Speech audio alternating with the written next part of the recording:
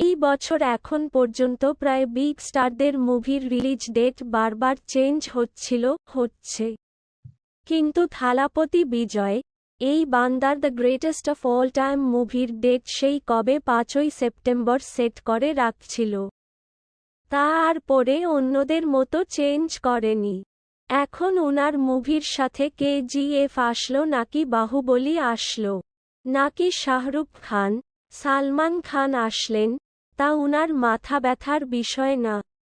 উল্লেখ্য, 2022 সালে কেজিএফ 2 এর মতো মুভির সাথে উনার বিস্টের মতো অ্যাভারেজ মুভি ক্ল্যাশ করে ব্যবসা সফল হয়েছিল।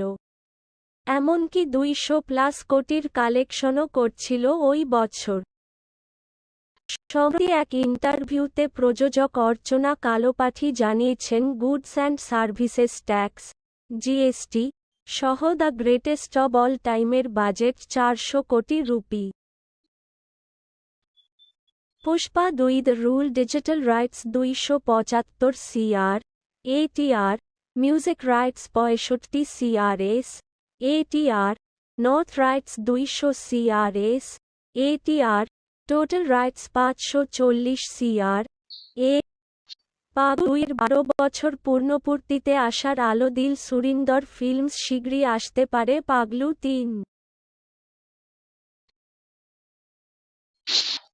থালাপতি বিজয় পারিশ্রমিকের দিক দিয়ে সকল স্টারের রেকর্ড ব্রেক করে দিয়েছে। এখন সে ইন্ডিয়ার হাইস্ট পেইড অ্যাক্টর। থালারপথি নামের সাথে তার স্টারডম, তার পরিশ্রম, প্রতিটা স্টেপই দারুণ মিল। গোট মুভির থালাপতি বিজয় 200 কোটি টাকা পারিশ্রমিক নিচ্ছেন। বুঝেন, এইবার মুভির বাজেটের অর্ধেকের বেশি টাকা শুধু থালাপথির পিছনেই ঢালা লাগে একটা মুভিতে সাইন করাতে। তার কীরকম ক্রেজ!